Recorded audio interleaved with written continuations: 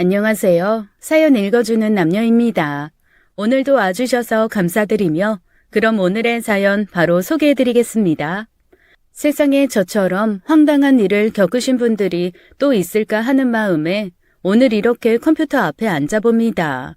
어쩌면 이렇게까지 하면서 살고 싶을까 하는 생각이 들게 할 만큼 황당한 일은 바로 저희 시댁 일인데요. 콧방귀가 절로 나올 정도로 기가 막힌 사연이 있었죠. 여러분들은 일명 헬리콥터맘이라고 들어보셨나요? 사전적 의미로 보면 헬리콥터의 프로펠러처럼 자식이 성인이 되어서도 계속 자식 주변을 맴돌며 지나친 개입을 하는 사람을 일컬어 하는 말이라고 나와 있습니다.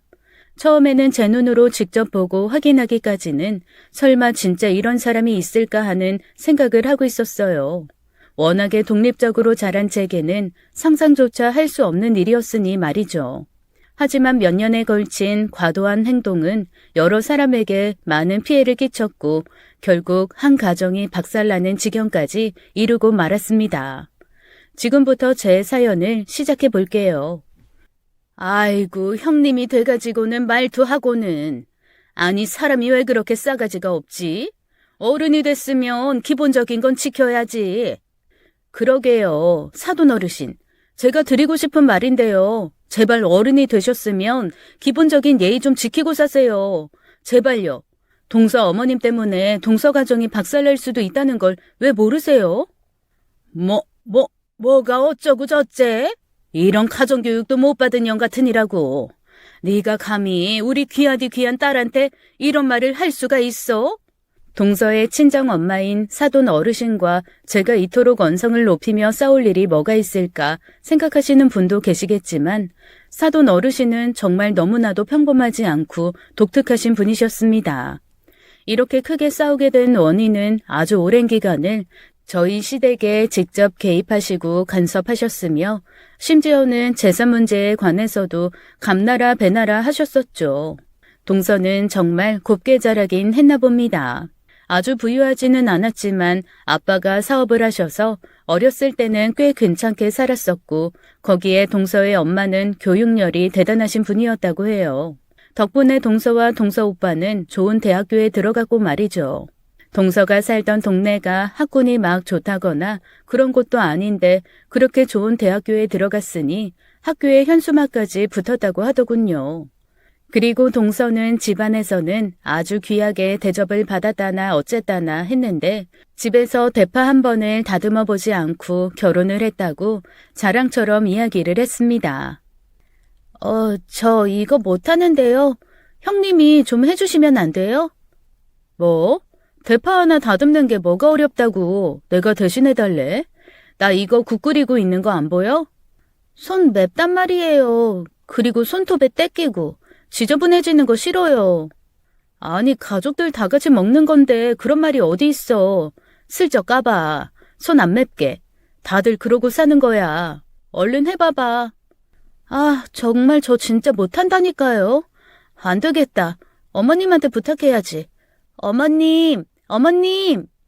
애교 넘치는 목소리로 시어머니를 부르는 동서는 이것저것 아무것도 할 수가 없다고 하면서 늘 누군가에게 도움을 요청하는 것을 당연하게 생각하는 사람이었습니다. 그러면 또 시어머님은 그런 동서의 모습이 귀여우셨는지 이렇게 말씀하셨죠. 왜 그러냐, 아가야? 왜? 무슨 문제라도 있는 게냐? 저 있잖아요, 이거. 대파 한 번도 안 해보고 저희 집에서는 못하게 했거든요. 제가 손도 약하고 그래서. 어머님은 많이 해보셨으니까 이거 좀 도와주시면 안 될까요? 아이고야, 그려 내가 하마. 이거 뭐 대단한 것이라고. 내가 하마. 아무 걱정하지 말거라. 동서가 결혼하고 나서 몇 년간은 시모도 이렇게 동서를 다 받아주셨습니다. 저는 그런 동서가 얄미웠어요. 저도 집에서는 귀한 딸인데 자기만 귀하게 자랐다고 못한다고 하니 말 자체가 말이 안 된다고 생각했죠. 같은 여자로서 생각만 해도 얄미운 스타일이잖아요. 제가 시집 오고 나서 몇 년 동안 혼자 지낼 때는 시부모님께 잘 보이려고 못하는 음식도 인터넷을 검색해보고 공부해가며 만들었는데 어쩌면 이렇게 다를 수가 있습니까? 동서의 마음가짐부터가 싹수가 노랗다고 생각이 들었어요. 한두 번도 아니고 계속해서 이런 식으로 나오는 동서를 볼 때마다 진짜 별의별 생각이 다 들고 짜증까지 났습니다. 한 번은 시모의 생신 때문에 온 친척들이 다 같이 모이는 자리가 있었는데 그때도 자기는 아무것도 안 하고 저한테만 다 미루는 식의 말투 때문에 크게 화를 낸 적도 있었어요. 형님, 저 진짜 이거 못하겠어요. 전 체질에 안 맞나 봐요. 너무 어렵고 힘들고.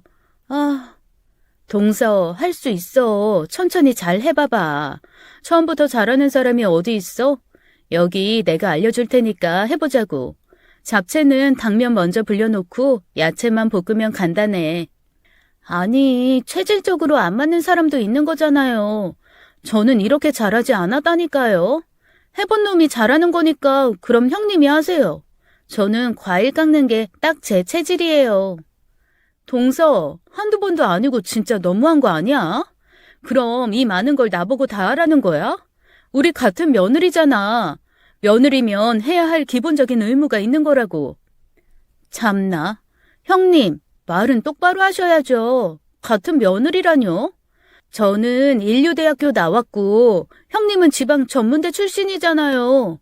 당연히 집에서 자라온 환경도 다르고 모든 것이 다 다른데 어떻게 같다고 표현을 하세요? 그건 아니죠. 동서의 뻔뻔함은 아주 기가 막히게 만들더군요. 대학교 출신까지 따져가며 자신과 저는 다르다는 말을 하는데 화가 머리끝까지 솟구쳐 올랐습니다. 제 얼굴은 울그락불그락해졌고 동서는 아랑곳하지 않고 콧노래까지 부르며 저를 무시해댔죠. 거실에는 친척 어르신들이 다 계신 상태라 더 이상 말을 하면 제가 주체가 될 것 같지 않아 말을 하지 않고 툴툴거리게 되었어요. 잠시 후 시어머니가 오시더니 저보고 무슨 화난 일이 있느냐며 하기 싫으면 하지 말라고 하셨습니다. 아니 큰애야, 그렇게 하기가 싫으냐? 입이 대빨 나와서 그게 뭐야? 하나뿐인 시애미 챙기는 게 그렇게도 싫으니? 아니에요 어머님. 그게 아니라요. 그게 이리 내라. 하기 싫으면 안 하면 되지. 내가 나이 먹고 며느리한테 이런 대접이나 받고 말이야. 아니요, 어머님. 저 그게 아니에요. 그게 아니라 동서. 너는 손윗사람이 돼서 맨날 왜 그래도 손아랫사람을 탓하는 거냐? 하기 싫으면 하지 말라니까. 동서 때문에 오히려 시어머니와 저의 관계가 악화되는 것 같았습니다. 제 뜻은 그게 아닌데 자꾸 어긋나기만 했었거든요. 답답한 마음에 남편에게 하소연도 해보았지만 남자들은 원래 이런 것에 심각하게 생각을 하지 않는 사람들이라 제가 답답해하는 것을 이해하려 하지도 않았죠. 가끔 제 친한 친구에게 전화해서 동서 얘기를 하는 것 빼고는 제 편은 없는 것 같아서 매우 서글펐습니다. 동서가 결혼을 하고 초반 2년 정도는 늘 이런 식이 계속되었어요. 아무것도 못한다, 자긴 모른다, 집에서 이렇게 잘하지 않았다라는 말을 귀에 못이 박히도록 들었고 그 이후에는 더더욱 엄청난 일이 생겼습니다. 2년이 지나가면서 시어머니는 이런 동서에게 딱 한마디 하신 적이 있어요. 동서가 콧소리를 내며 어린 양 하듯이 시어머니에게 맨날 못한다 도와달라 그러니까 어느 날은 시어머니가 말씀하셨죠. 아가, 이제는 너도 좀 배워야 하지 않겠니? 여자면 앞으로도 계속 해야 할 터인데. 어머님, 지금 그럼 저보고 배워서라도 하라는 거예요? 어머님, 저 서운해요. 아니, 뭐 꼭 그런 것보다는 천천히 말이야. 앞으로 천천히. 동서는 이렇게 좋게 말씀하시는 시어머니의 말에도 서운하다는 말을 했고 그 다음부터는 정말 엄청난 일이 벌어졌죠. 바로 동서의 친정엄마가 직접 시댁에 오신 것입니다. 처음에 저는 제 눈을 의심했어요. 누가 들어도 너무 말도 안 되는 상황이었으니 말이죠. 처음 시작된 날은 추석 명절 때였었는데요. 첫째 아이 때문에 시댁에 조금 늦게 갔었는데 주방에 이미 동서의 친정엄마가 와서 음식을 만들고 계시는 거 아니겠어요?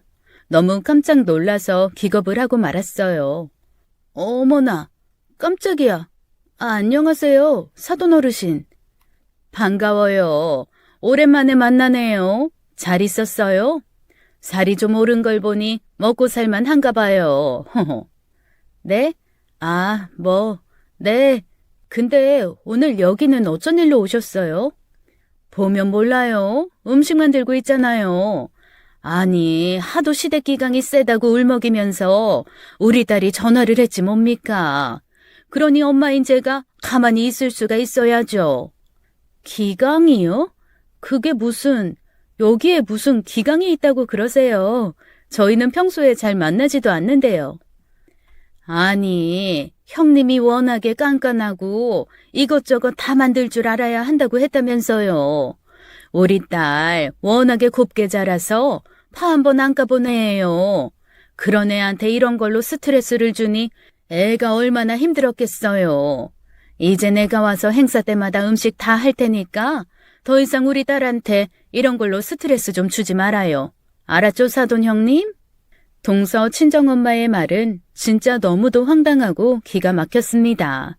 제가 평소에 알고 지내는 사람들하고는 차원이 달랐어요. 웃는 얼굴로 말을 막 하시는데 도무지 어른이라는 생각이 들지 않을 정도였죠. 그러면서 저희 시부모님한테는 또 얼마나 깍듯하게 하시는지 두 눈을 뜨고 봐주지 못하겠다는 생각까지 들었습니다. 허허허, 안사돈, 이거 잡채 좋아하세요? 제가 만든 건 일반 잡채보다 훨씬 맛있고 담백할 거예요. 기름기도 거의 없이 해서 소화도 잘 될 거고요. 여기, 해보세요. 얼른요. 아이고야, 제가 살아생전 이런 대접도 받아보고 세상 천지 안사돈 음식 받아먹는 사람 저밖에 없겠네요. 시모는 그런 사돈이 뭐가 좋다고 입이 귀에 걸리시며 매우 행복해 하시더군요. 이 집안에서 짜증나는 사람은 오로지 저뿐인 것 같았습니다. 저 빼고는 모두가 다 웃음꽃이 만발하고 행복해 보였었어요. 사실 저희 시댁이 좀 잘 살긴 합니다. 재산도 제법 있고 살고 있는 집도 남부럽지 않을 만큼 넓은 전원주택이었거든요. 결혼을 하고 나서 알게 된 건데 월세로 먹고 살기에 아주 풍족한 건물도 하나 있으시고 지방 쪽에 땅도 갖고 계셨었죠. 저는 이런저런 거 아무것도 모른 채 착한 공무원 남편 하나 믿고 결혼했는데 동서는 결혼 전부터 이런 것들을 다 알고 있는 듯 했습니다. 제가 그래서 더 동서가 미웠나 봐요. 왠지 저희 시댁 재산 보고 결혼한 것은 아닌가 하는 생각을 떨쳐낼 수가 없었죠. 그에 반해 저는 진짜 별 볼 일 없게 자랐습니다. 부모님은 두 분 다 공장에서 열심히 일하시고 계셨고 엄마는 특히 갑상선 암에 걸려서 암투병을 하시느라 몸도 마음도 많이 약해지신 상태였거든요. 결혼 전에 제가 그런 상태이다 보니 시댁에서 저를 별로 반기지는 않았습니다. 처음 시댁에 인사를 드리러 올 때부터 제가 전문대 출신이고 친정은 보잘것없고 더욱이 친정엄마까지 아프다는 얘기를 들으시고는 시어머니나 시아버지의 안색이 확 바뀌어버리셨었거든요. 경기도권에 살고 있긴 했지만 늘 빚과 대출에 쪼들리고 부모님은 밑빠진 독에 물붓기라는 말씀을 가장 많이 하셨었던 기억도 납니다. 그런 제가 남동생과 여동생이 있었는데 언제나 용돈만 달라고 하는 철부지 어린 아이들이었죠. 이런 집안 환경을 갖고 있으니 공부에 대한 큰 야망도 없고 대학교에 대한 큰 꿈도 없었습니다. 그저 그런 대학을 나와서 빨리 돈을 벌어야겠다는 생각을 하면서 하루하루 버텼고 그저 그런 전문대를 나오게 되었어요. 지금의 남편은 대학을 졸업하고 여기저기서 미친 듯이 일을 하다가 만난 사람입니다. 남편은 공무원인데 제가 주말 알바를 하던 카페에 오는 단골 손님이었어요. 남편을 만나기 전 몇 명의 남자친구는 만나봤지만 이토록 제게 믿음을 심어주는 사람은 없었던 것 같아서 푹 빠져들었죠. 카페 알바는 토요일 아침부터 밤 마감 시간까지 계속되었었고 그곳에 남편은 아주 자주 와서 시간을 보내곤 했었죠. 노트북을 들고 와서 2시간씩 앉아있던 고객이었는데 늘 같은 시간에 혼자 왔었기 때문에 기억하고 있었어요. 행색도 보통 차림이고 그렇게 고급스러워 보이지 않게 하고 다녀서 남편의 집이 잘 살 것이라고는 상상도 하지 못했었습니다. 워낙에 조용하게 정해진 시간에 오기 때문에 저도 기억하고 있었는데 어느 날은 카페에 진상 손님이 왔었어요. 그 진상 손님은 아주 무례하게 카페 내에서 소란을 피웠고 그걸 말리는 제게 화를 내며 유리컵을 집어 던지기까지 했습니다. 너무 황당한 일이라 어떻게 해야 할지 모르고 있던 와중에 지금의 남편이 벌떡 일어나 그 손님을 제압하기 시작했죠. 여기서 이러지 마세요. 뭔가 불쾌한 일이 있으시면 매너 있게 건의하시면 될 일 가지고 왜 이렇게 소란스러우세요? 다른 사람들도 함께하는 공간인 거 모르세요? 아이씨, 당신 뭐야? 넌 뭔데 끼어들어서 난리야? 네가 해결해 줄 거야? 지금 이러시는 거 엄연히 영업방해죄 해당됩니다. 경찰 부를게요. 결국 지금의 남편이 된 그 손님은 경찰을 불러주었고 다행히 카페 안은 안정을 되찾게 되었어요.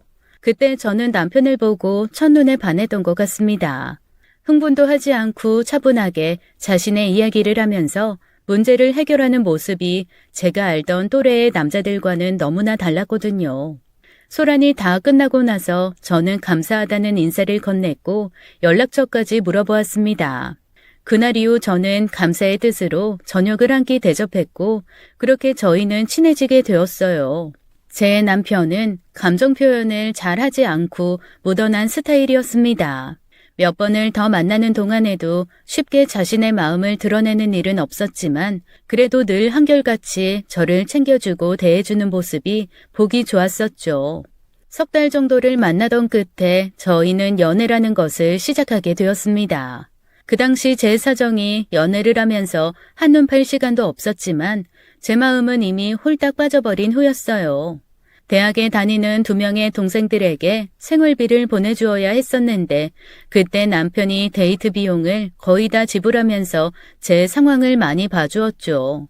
감정의 동요 없이 늘 평온한 남자친구가 마냥 좋기만 했고 저는 정말 행복했습니다.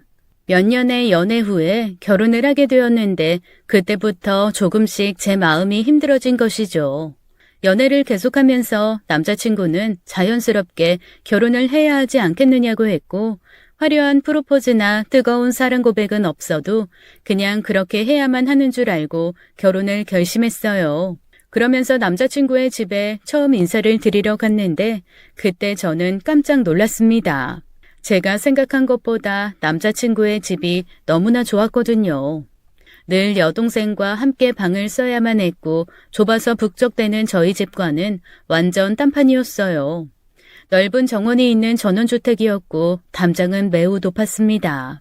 그런 동네가 있는 줄도 몰랐는데 비슷한 주택들이 질비해 있는 곳에 떡하니 자리하고 있더군요.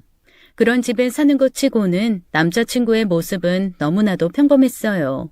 늘 비슷한 분위기의 셔츠와 양복을 입었고 주말이면 베이지색 면바지에 니트를 입었는데 그 브랜드도 그렇게 비싼 브랜드도 아니었죠.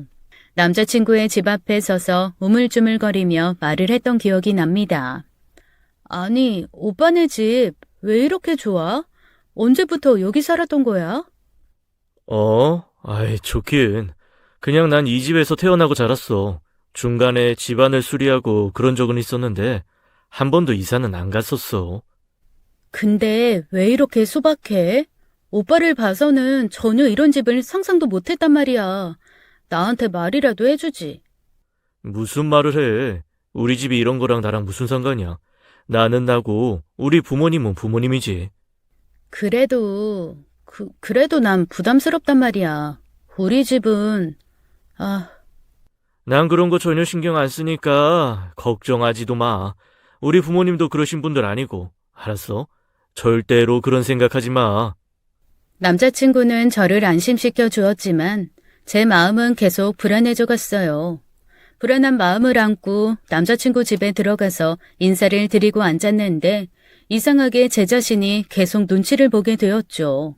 무슨 질문을 하실까 조마조마하기도 했고 다과를 먹을 때도 굉장히 조심스러웠습니다. 아니나 다를까 남자친구 어머님의 질문은 꽤 날카롭게 들려왔어요. 아가씨 동생들을 그렇게 도와줘야 했었다고요? 알바까지 해서 동생들 학자금 대준 거예요? 아, 전부는 아니고 지방에서 대학 생활을 하다 보니 생활비가 많이 들어가서요. 좀 도와줬어요. 부모님 모두 생존해 계시다고 들었는데 집안 사정이 그렇게 좀 힘들었던 거예요? 남자친구 어머니의 말에 저는 아무 대답도 하지 못했습니다. 솔직하게 말씀을 드리면 마치 저희 부모님이 능력 없는 못난 부모처럼 보여질 것 같았거든요. 난감한 표정을 지으며 남자친구의 눈치를 살피니 남자친구는 중간에서 그런 질문 금지라고 웃으면서 말해주기도 했었죠. 몇 가지의 질문들이 끝나고 남친 부모님은 저를 마음에 들어하지 않으시는 눈치가 역력했어요. 번듯한 대학을 나와서 하고 싶은 거 다 하며 공무원 생활을 하는 자신의 아들과 제가 너무나 맞지 않는다고 생각하신 것 같았습니다. 그때 그 기분은 굉장히 비참하기도 했고 씁쓸하기도 했으며 며칠 동안 제게 우울함을 안겨주었어요. 부모님과 동생들은 남친 집에 인사 잘 다녀왔느냐고 물으셨지만 저는 그저 대충 대답만 하고 자세히 말을 해주지도 않았죠. 그리고 여러 우여곡절 끝에 드디어 저는 결혼을 하게 됩니다. 혼수와 예물 그리고 신혼집에 이르기까지 저희 집에서 결정한 부분은 단 하나도 없었고 모든 것은 다 시댁에서 결정하셨어요. 하다못해 신혼여행까지 남자친구가 가보지 않은 곳을 결정하느라 제 의견은 안중에도 없었죠. 그렇다고 시부모님이 엄청나게 과소비를 하시거나 물질적인 분들은 아니셨어요. 그저 자신들의 자식이 더 나은 환경의 여자와 결혼하길 바라셨던 것 같습니다. 결혼 후에 저는 최선을 다해서 시부모님께 사랑을 받으려 안간힘을 썼어요. 음식도 제대로 해본 적도 없었지만 인터넷 검색을 하며 여러 가지 음식들을 미리 만들어 보았고 연습 끝에 잘 만들어진 음식을 싸들고 주말이면 시댁에 방문한 적도 아주 많았죠. 남편에게 물어봐서 시부모님이 좋아하는 음식을 만들다가 몇 번이나 망쳤는지 모를 정도로 열심히 했습니다. 그렇게 몇 년을 하면서 아이도 낳고 하다 보니 조금씩 시부모님께 신뢰를 쌓아가고 있었는데 갑자기 동서가 이 집에 들어오면서 모든 것이 막 어질러진 느낌이 들었어요. 남편에게는 한 명의 남동생이 있는데 대학에서 미술을 전공하고 외국에 유학까지 다녀온 사람이에요. 대학에 출강을 하면서 강사 생활을 했었는데 그곳에서 같이 출강하는 다른 과 강사랑 연애를 했고 그 사람이 바로 나중에 동서가 된 것입니다. 그러니까 동서도 꽤 좋은 대학을 나와서 대학원까지 나온 사람이었죠. 시동생은 집안일엔 관심도 없고 예술을 하는 사람이라서 그런지 모든 것에 별 흥미가 없었어요. 가끔씩 자리를 할 때마다 제가 예비 동서에 대해서 물어봐도 그저 시큰둥하게 대답을 하곤 했었답니다. 도련님, 어떤 분이에요? 동서 될 사람이요. 그래도 제가 하나밖에 없는 손윗 형님인데 어떤 사람인지는 알아야죠. 안 그래요? 뭐 그냥 자기 일 열심히 하는 사람이에요. 딱히 무슨 말씀을 드려야 할지. 아니, 어떤 스타일이라든지 성격은 어떻다든지 그런 거 있을 거 아니에요. 요리는 잘해요? 취미는 뭐예요? 어떤 집안 사람인데요? 네? 요리는 못하고 취미는 수다 떨고 쇼핑하는 거? 성격은 애교가 좀 많고 아직 어린애 같아요. 그래서 좀 귀엽고 동안이고 그냥 그래요.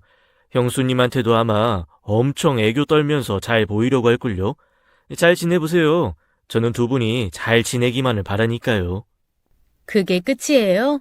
에이, 싱겁다 도련님. 그럼요, 잘 지내야죠. 이제 이 집안에서 유일한 내 편이 돼줄 사람인걸요. 처음에는 시동생이 결혼한다는 말에 좋았어요. 크고 작은 시댁일에 저 말고도 다른 집 사람이 한 명 더 있다고 생각하니 왠지 마음이 든든했답니다. 무슨 일 생기면 동서와 제가 한편이 될 거라는 좀 웃긴 생각까지도 했었어요. 그런데 막상 결혼을 하고 보니 동서는 제가 생각한 사람하고는 천지 차이였죠. 그저 무슨 일을 하려고 하면 자기는 못한다, 모른다는 말만 하기 일쑤였고 애교 섞인 목소리로 다른 사람한테 도와달라고 하면 그게 장땡인 무책임한 스타일이었어요. 게다가 가끔은 제게 서운했던 부분을 시어머니나 자기 친정 엄마한테 가서 쪼르르 고자질까지 하는 바람에 제 입장이 아주 웃기게 되었었습니다. 한 번은 동서가 결혼하고 얼마 지나지 않아 제 딸아이 생일이었었는데요. 시댁에 모여 아이 생일 파티를 하고 있는데 동서만 오지 않았죠. 그것도 자기 친정엄마랑 피부 마사지 예약을 해놓아서 안 된다는 말을 하길래 제가 좀 한 소리 한 적이 있었습니다. 동서, 그래도 그렇지. 시댁에 다 같이 모이는 행사인데 친정엄마랑 마사지라니. 예약을 좀 미뤄도 되는 거 아니야? 형님이 몰라서 그러나 본데 여기 굉장히 예약 잡기 힘든 곳이거든요. 그리고 솔직히 어린애 생일이 뭐가 그렇게 중요하다고 온 가족을 다 불러요. 저는 좀 이해도 안 가고. 뭐? 내 딸 생일이 중요해서가 아니라 시댁 어른들 다 모이는 자리라서 그런 거지. 결혼을 했으면 그 집안에 네네네 알았어요. 알았다고요. 그래도 이번에는 못 가니까 다음에 하면 갈게요. 됐죠? 이만 끊습니다. 제가 말이 다 끝나기도 전에 귀찮다는 듯이 네네 대답을 하며 끊어버리는 동서의 말에 정말 황당했었어요. 그런데 웃긴 건 이 일을 시모도 알고 계셨다는 겁니다. 며칠 후 시어머니에게 전화가 와서는 오히려 저를 나무라시지 뭐예요. 아니, 애 생일이 뭐가 중요하다고 그렇게 네 손 아래 동서를 잡니? 아직 결혼한 지 얼마 되지도 않아서 낯설고 어색한데 왜 바쁜 애를 오라 마라 네가 마음대로 하는 거야? 어? 아니요, 어머님. 그게 아니라요. 딸 하나 낳았다고 그렇게 유세를 하고 싶은 거니? 그런 거야? 앞으로는 절대 그러지 말아라. 대학 강사까지 하는 바쁜 동서 가만히 좀 두라고. 알겠니? 시어머니의 말에 저는 화가 났지만 그대로 표현할 수는 없었습니다. 왠지 시어머니에게 무시당하는 것 같은 이 기분이 정말 싫었지만 제가 뭐라고 변명을 했다가는 더 심하게 제게 돌아올 것 같았거든요. 그 후로부터 시댁 행사에 와서도 아무것도 하지 않으려 하는 동서가 얄미워 몇 번이나 좋은 말로 가르쳐 주려고도 해봤지만 쉽게 동서의 행동은 고쳐지지 않았습니다. 그리고 언제부터인가 동서의 친정엄마가 앞장서서 시댁의 행사에 참여를 하시기 시작한 거예요. 마치 제가 뭐라고 크게 화를 내고 눈치를 준 것처럼 말씀하시는데 진짜 어이가 없었습니다. 더군다나 동서의 친정엄마는 저희 시어머니에게 얼마나 잘하시는지 누가 보면 친자매라고 해도 과언이 아닐 정도였죠. 회사 같은 데에서 윗사람한테 아부 심하게 하는 딱 그런 스타일의 동서 친정엄마는 때로는 거북스러웠습니다. 시도 때도 없이 시댁 온갖 행사에 다 참석하기 시작하시면서 부엌 살림살이까지 참견하셨고 제가 부엌에서 뭐라도 하려고 하면 날이 선 말투로 제게 선을 긋기도 하셨어요. 사돈, 이건 내가 할게요. 이리네요. 저번에 보니 칼질도 되게 서투르더만 뭘 한다고. 아니에요. 제가 할 수 있어요. 몇 년간 내내 제가 다 했었는데요. 저희 시댁 살림이니까 제가 할게요. 아니, 어른이 말하면은 좀 들을 줄도 알아야지. 제가 동서 엄마라고 하니까 나까지 손 아래로 보이는 거예요? 집안에서 어떻게 교육을 받았길래 이렇게 함부로지? 네? 저기 사돈어른, 너무 말씀이 험하신 거 아니세요? 가정교육까지 들먹이실 필요가 있으세요? 저희 시댁 행사인데 사돈어른이 오셔서 이렇게 하시는 것도 지나친 간섭 아니신가요? 뭐? 참나 기가 막혀서 여기가 누구 집이야? 우리 사돈 집이라고. 그쪽 집이 아니라 우리 딸아이 시댁이라고. 우리 딸이 다 못해주는 거 엄마인 내가 해주겠다는데 뭐가 문제야? 언제는 음식 못한다고 그렇게 쿠사리를 줘놓고선. 동서의 친어머니의 행동은 점점 더 과감해졌습니다. 급기야 친정에 있는 그릇들을 다 꺼내서 자기 방식대로 정리까지 해버리셨죠. 왜 이런 상황을 가만히 놔두시는지 저는 이해가 가지 않았어요. 시어머니와 시아버지는 이런 불편한 일들을 왜 이렇게 아무 소리도 하지 않으시고 가만히 내버려 두시는 것인지 너무 답답했습니다. 마음속에 있는 답답함을 한번 시어머니에게 얘기해 본 적도 물론 있었어요.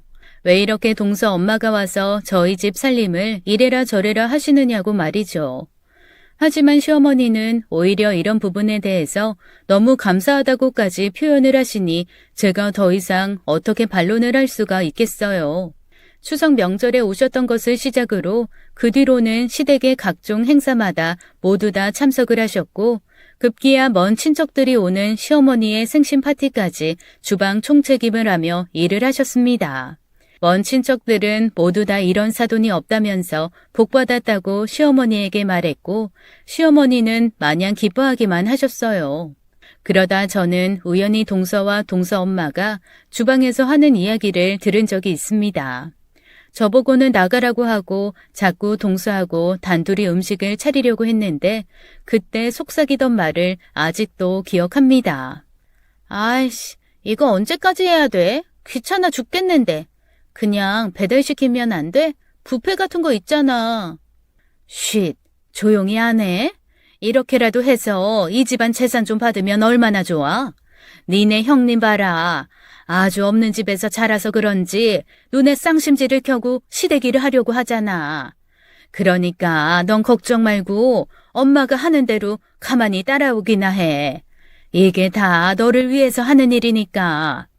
알았어, 엄마. 아무튼 나는 엄마만 믿고 있을게. 그나저나 우리 시부모 재산 확실히 다 알아보긴 한 거지? 그럼 내가 다 누구 통해서 알아봤어. 건물 하나만 넘겨받아도 앞으로 강의 안 하고 놀면서 쇼핑이나 다니면 된다니까.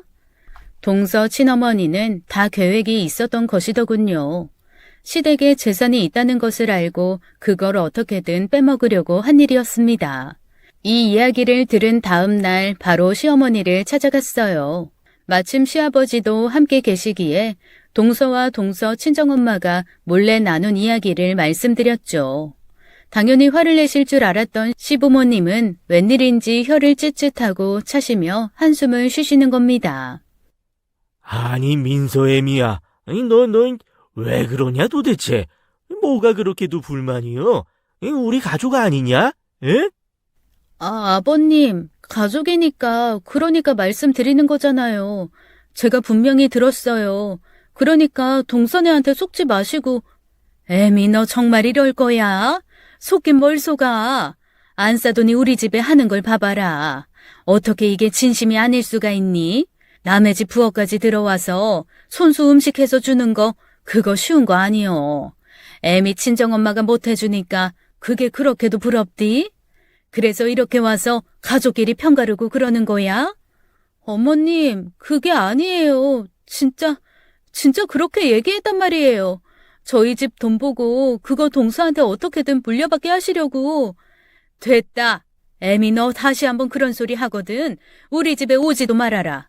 대학교에서 애들 가르치는 동서를 어떻게 그렇게 몰상식한 사람들 취급을 하는지 원. 얼른 가거라, 얼른. 시부모님의 반응은 상상 초월이었습니다.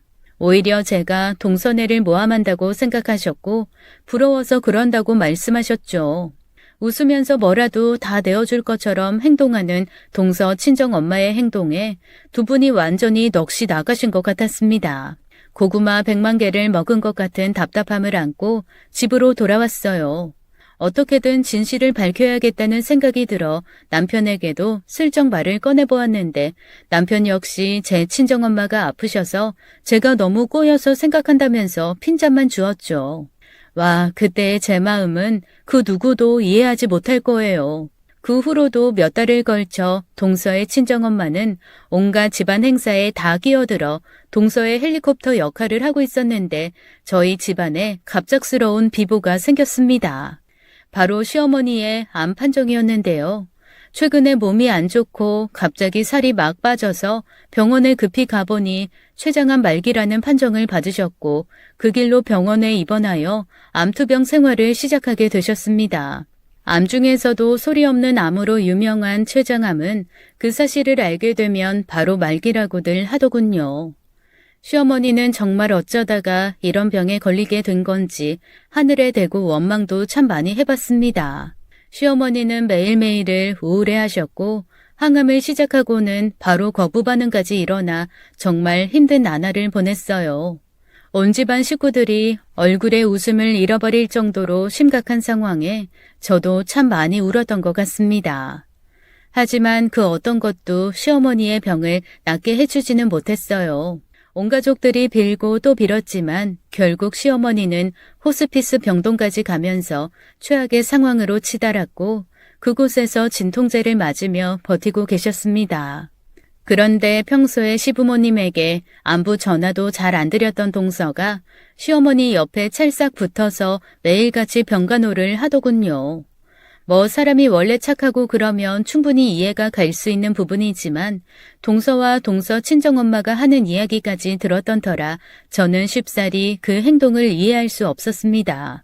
그리고 그때마다 자리를 함께하던 사람은 바로 동서의 친정엄마였어요. 동서의 친정엄마는 시어머니의 병원에는 물론이거니와 집안에 혼자 계시는 시아버지의 건강과 식사까지 챙겼습니다. 사돈어른, 이것 좀 드셔보세요. 그렇게 좋아하시던 나물들 좀 무쳐왔습니다. 입맛 없으시겠지만 그래도 어떻게 산 사람은 살아야 하지 않겠습니까? 기적이라는 것도 있으니 이거 드시고 힘 좀 내서 또 열심히 기적을 기도해봐야죠. 자, 어서요. 얼른 좀 드셔보세요. 아이고, 이 안사돈, 고맙습니다. 고마워요. 내 어떤 말로 보답을 해야 할지. 보답이라뇨. 그런 말씀 하지 마세요. 이렇게라도 도움될 수 있다는 게 그저 감사할 뿐이랍니다. 정말 감사합니다. 너무너무 감사해요. 동서의 친어머니는 시아버지에게 딱 달라붙어 입에 음식이라도 넣어줄 기세였습니다. 그리고 얼마 후 시어머니는 어렵게 유지하던 생명의 끈을 놓아버리셨어요. 그래도 돌아가실 때는 평온한 얼굴 모습을 하고 계셔서 얼마나 다행인지 모릅니다. 암판정이 나고 1년도 채 되지 않아 일어난 일이라 온 가족은 모두 어리둥절했고 참을 수 없는 깊은 슬픔에 빠진 시아버지는 한동안 식음을 전폐하시고 자리에서 일어나지도 못하셨습니다. 그 당시 저는 아이들을 키우며 파트타임으로 빵집에서 일을 하고 있었기에 혼자 계신 시아버지에게 매일같이 찾아뵙지는 못했어요. 저희 친정엄마도 시아버지를 많이 챙겨야 한다고 말씀하셨지만 아이 둘 챙기면서 일하고 집안 살림까지 해야 하는 상황이라 자주 들여다본다 해도 최소 며칠은 걸렸죠. 며칠 만에 시아버지가 좋아하는 음식 몇 가지를 만들어 시댁으로 향했습니다. 새벽 일찍 일어나 만들어 놓은 대구탕 냄새가 정말 좋았어요. 시아버지가 맛있게 드셔주시고 기운을 차리면 좋겠다는 생각으로 발걸음을 가볍게 시댁으로 향했는데 그곳에는 이미 동서의 친정엄마가 와 계셨어요. 제가 딱 도착했을 때 시아버지 옆에 딱 달라붙어서 음식을 떠먹여 주다시피 하고 계셨는데요. 그 상황이 마치 남들이 보면 부부 사이라고 오해할 정도로 가까워 보였죠. 저를 보고 좀 놀라셨는지 얼른 자리에서 일어나서 주방으로 향하는 동서 친정엄마를 쫓아 저도 주방으로 갔습니다. 뭔가 분명히 꿍꿍이가 있을 것이라는 생각에 제가 먼저 말문을 열었어요. 또 오셨네요. 언제 오신 거예요? 사돈 형님 왔네. 바쁜지 얼굴도 잘 안 내비치더니. 애들 키우면서 일하느라요. 근데 언제 오셨어요? 아버님 혼자 계신데. 나 그저께 왔고 당분간 이 집에 있을 예정이야. 사돈어른 안색도 안 좋으시고 이러다가 쓰러질 것 같아서 내가 좀 돌봐드리려고. 네? 이 집에 계신다고요? 아니, 아무리 그래도 그렇지.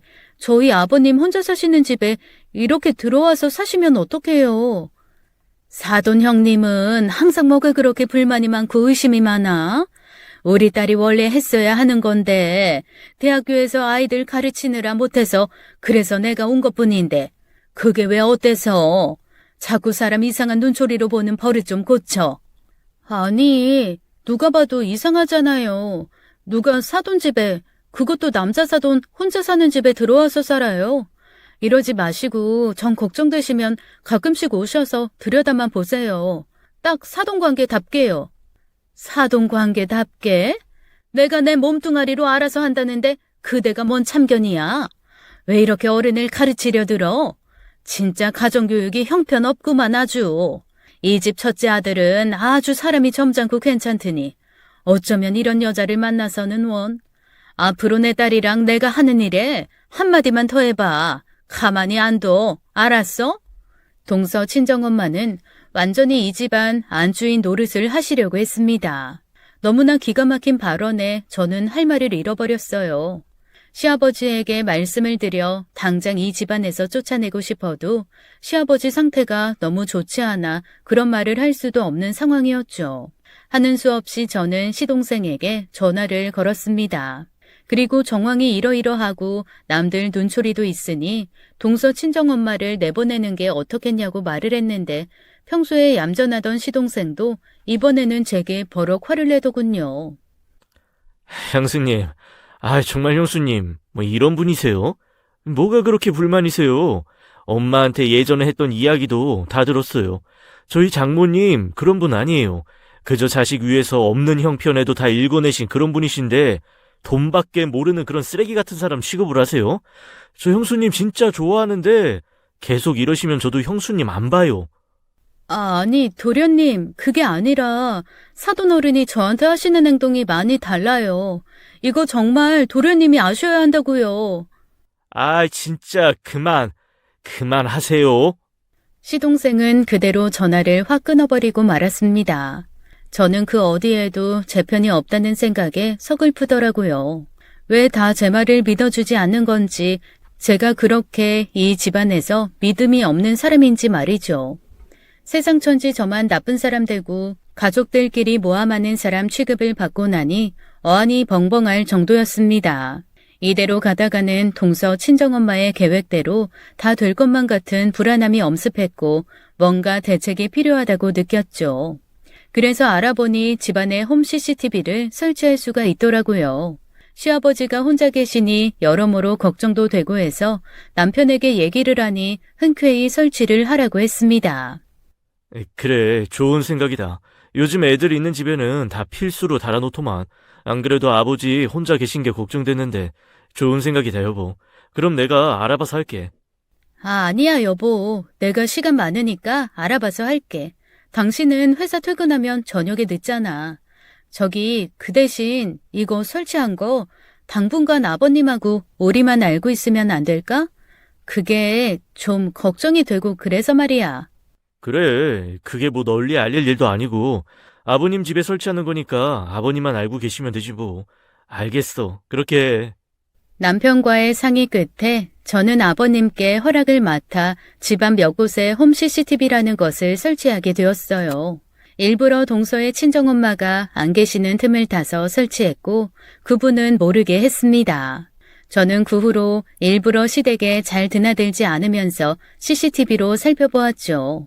제 예상대로 동서의 친정엄마는 온 집안을 활보하고 다니더군요. 주방에서 음식을 만드는 것뿐만 아니라 시아버지가 잠깐 마당에 나가 있을 때에는 안방까지 들어가 무언가를 찾는 듯 했습니다. 그런데 그때 동서가 나타났고 이번에는 동서가 함께 무언가를 연신 찾는 듯 서랍과 옷장까지 뒤적였어요. 그 당시 시아버지의 상태는 굉장히 안 좋았습니다. 정신이 멍하셨고 잠깐씩 기억이 나지 않고 깜빡하는 일도 있으셨죠. 그래서 혼자 계실 때에는 가스레인지를 사용하지 않는 것이 더 좋겠다는 생각이 들 정도였으니까요. 시아버지에게 무슨 말을 하면 반쯤 넋이 나간 상태로 대답을 건성하시거나 방금 한 이야기를 기억하지 못하는 날도 있었습니다. 제가 나서서 일부러 밖으로 나가시게 했어야 하는 건데 동서의 친정엄마가 옆에 꼭 붙어서 시아버지를 챙기고 있으니 어떻게 하지도 못하겠더라고요. 그러던 어느 날 드디어 제가 우려했던 일이 터지고 말았습니다. 그날은 제가 알바를 쉬는 날이라 예고치 않게 시댁으로 향했죠. 현관문이 열려있길래 조용히 집 안으로 들어가 봤는데 뭔가 큰 소리가 나는 듯 했어요. 동서 친정엄마는 시아버지에게 뭔가를 내놓으라고 하면서 다그치고 있었습니다. 저는 순간적으로 얼른 핸드폰을 꺼내들어 동영상 촬영을 했죠. 아니 그러니까 이 영감탱이야 어디 있냐고. 준다고 했잖아. 그러니까 빨리 내놔 얼른. 아이, 뭐를 달라고? 이 영감탱이 딱 잡아 떼는 것 좀 봐. 그 건물 우리 딸 준다고 했어, 안 했어? 응이라고 대답했잖아. 그럼 당장 서류 이전해야 될 거 아냐? 내가 사람 다 불렀으니까 좀 이따 올 거야. 아이, 내가 대체 언제? 그건 우리 큰아들. 아이, 큰아들 몫인데. 아이, 갑자기 안 사돈. 아, 왜 그래요? 어휴, 답답해. 이놈의 영감이 정말 당장 안 내놔? 내가 뒤져서 찾아. 좋은 말 할 때 당장 내놔. 아니, 안 사돈. 왜 이러세요? 아이, 갑자기 왜 이러세요? 내가 미쳤냐? 미쳤다고 이 집에 와서 식모처럼 일했겠어? 사람이 하나만 알고 둘은 몰라? 내가 그렇게 했으면 알아서 챙겨줘야지. 나도 뭔가 확실하게 받아놓고 해야지 내가 미쳤다고 해? 흥분한 동서의 친정엄마는 급기야 시아버지를 때리려고 벌떡 자리에서 일어나 손을 높이 올렸고 저는 그 순간 악소리를 내며 달려갔어요. 뭐예요? 정말 당신 뭐예요? 제정신이에요? 사돈 미쳤어요? 아니 또 언제 남의 집에 기어들어와서 지랄이야? 내가 뭐 틀린 말 했어? 이 집에서 개처럼 일했으면 대가를 받아야지. 당장 나가요. 이 집에서 당장 나가세요. 안 그러면 경찰 부를 거예요. 당장요. 경찰? 너 미쳤니? 못 배워먹은 것 주제에 어디서 본 건 있어가지고 경찰 같은 소리 하네. 경찰이 오면 누구 말을 믿겠니? 이 집안 식구들 네 말 들어주지도 않는데. 의 좋은 가족간 갈라놓는 사람이 누군데? 그래요? 그럼 이걸 보고도 그런 말이 나올까요? 나머지는 경찰서 가서 얘기하시죠. 저는 그 순간 아까 촬영한 영상을 남편과 도련님에게 보냈고 경찰서에 전화도 걸었습니다. 이런 저를 보고 동서 친정엄마는 핸드폰을 빼앗으려 안간힘을 써보았지만 저도 힘에서는 어떤 여자들한테도 안 밀리는 편이거든요. 60도 넘은 노인네가 아무리 노력해도 제게 핸드폰을 뺏어갈 수는 없었어요. 이것이 정말 미쳤나? 사돈, 뭐라고 말 좀 해봐요.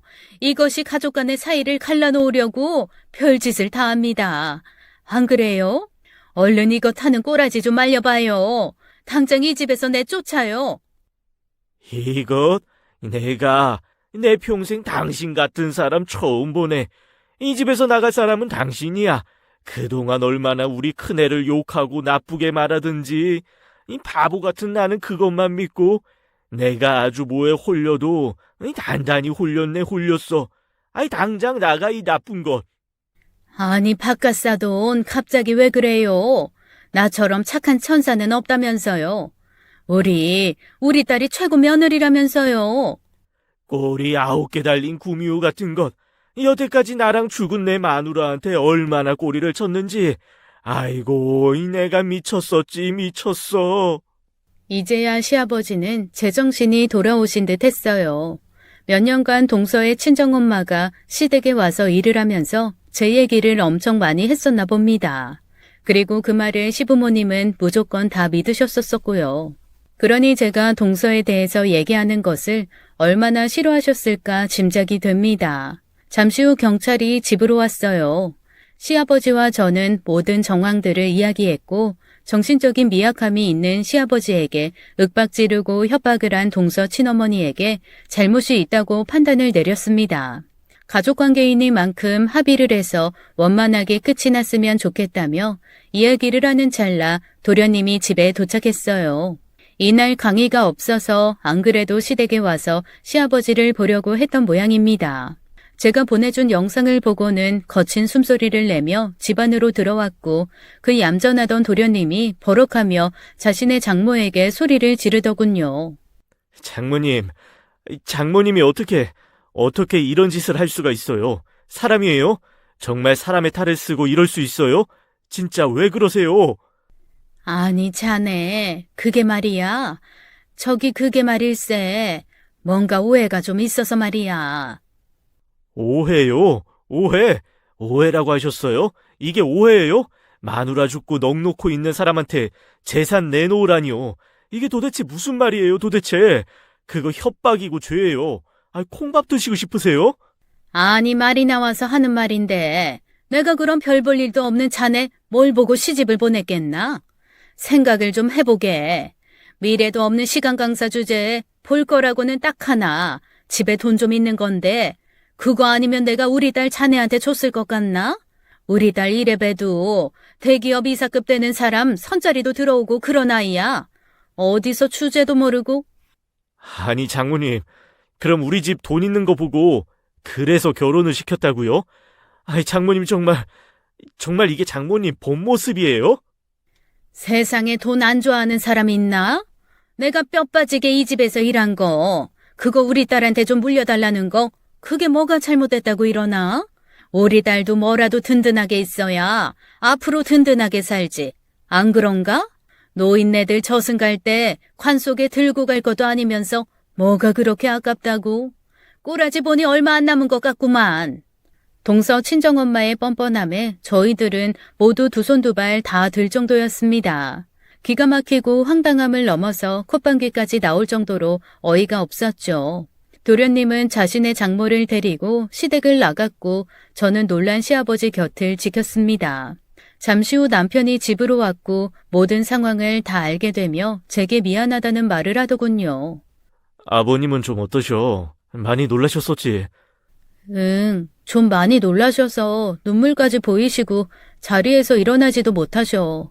좀 전에 두통약 드시고 이제 겨우 잠드셨어. 아, 내가 사람을 잘못 써야 하는 건데. 미안해, 여보. 애초에 당신 말 들었어야 하는 건데 결국 이 꼴까지 오게 됐네. 내가 뭐라 할 말이 없어. 정말 미안해. 아마 동서 엄마가 어마어마하게 내 욕을 했었나 보더라고. 내가 멀쩡한 가정 깨트리려고 한다고. 인생 정말 알 수 없나 보다. 어떻게 우리 집안에 이런 일이 생기냐? 남편은 더 이상 아무 말도 하지 못한 채 한숨만 쉬었습니다. 한참을 있다 보니 아버님이 잠에서 깨어나셨고 저희 부부를 부르셨어요. 내가 그동안 너무 바보같이 살았어. 정말 바보 같았어. 미안하다, 애미야. 정말 미안해. 그리고 당장 내일 명의 이전해 줄 테니까 좀 알아보거라. 나 같은 노인네가 더 이상 그 건물 갖고 있어봐야 필요도 없고, 난 이제부터 여행도 좀 다니면서 아무것도 신경 쓰지 않고 살란다. 아버지, 아직 아버지 한창이세요. 저희 아직 그렇게 큰 돈 필요 없고 아직 젊잖아요. 열심히 벌 수 있는 나이예요. 괜찮아요, 아버지. 아니다. 내가 애초부터 네 엄마하고 얘기 다 끝낸 거다. 괜히 갖고 있어봐야 이놈 저놈 똥파리만 끼고. 얼른 준비해라. 그리고 애미한테는 내가 사과하마. 미안하고 그리고 고맙다, 고마워. 그렇게 시아버지는 저희에게 갖고 있던 건물을 넘겨주셨습니다. 그리고 며칠 후 동서가 저희 집을 찾아와서는 아주 뻔뻔하게 말했어요. 형님, 다 알아요. 건물 받으신 거. 그거 저희 목도 있으니까 월세 나오면 반은 줘요. 뭐가 어쩌고 저째?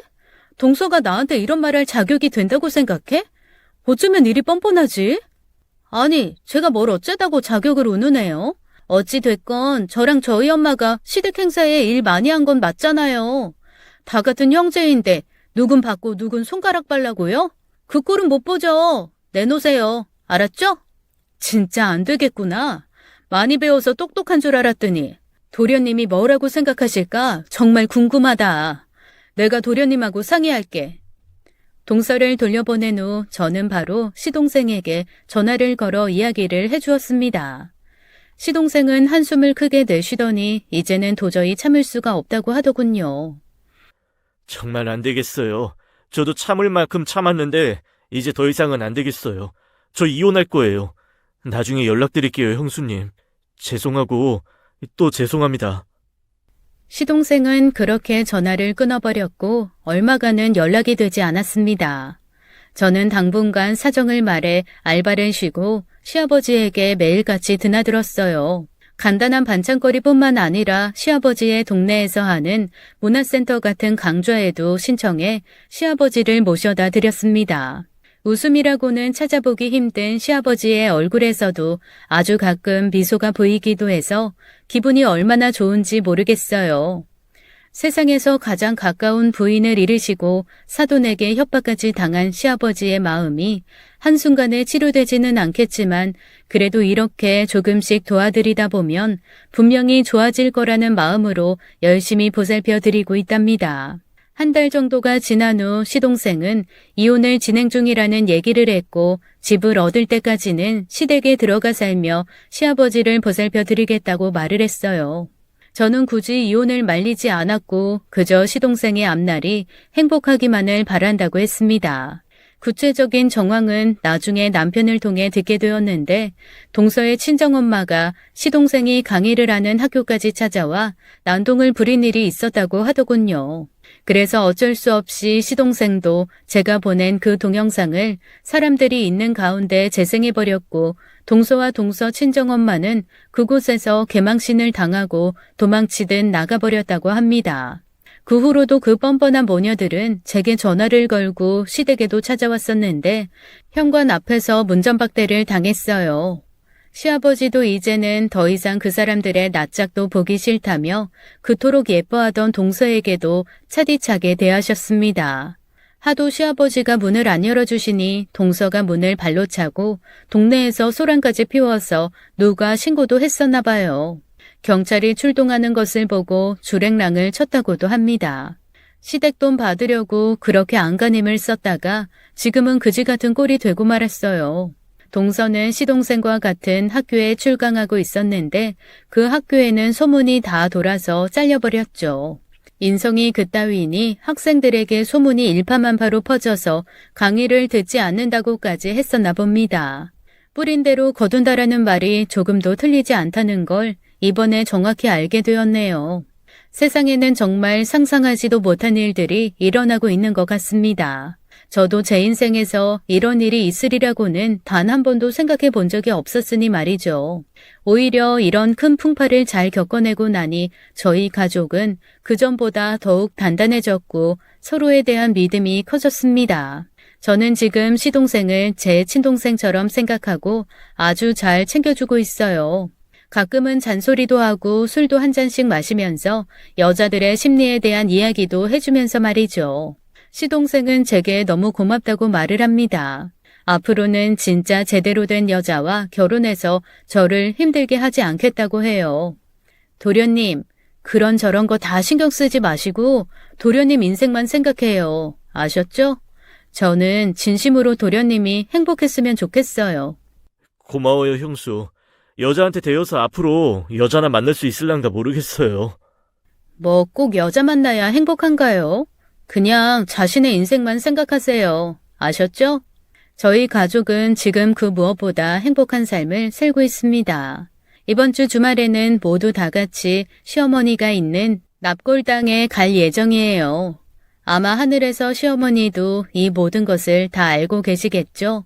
어쩌면 시어머니가 하늘에서 도와줘서 이렇게 모든 일이 잘 해결되었는지도 모르겠어요. 시아버지도 정신을 차리셨고 그 두 모녀들을 집에서 쫓아냈으니 말이죠. 저희 집안의 황당한 이야기들은 여기까지입니다. 오늘도 행복한 하루 보내세요. 지금까지 사연 읽어주는 남녀였습니다. 끝까지 함께 해주신 여러분 감사드리며 그럼 저희는 다음 사연으로 돌아올게요. 감사합니다.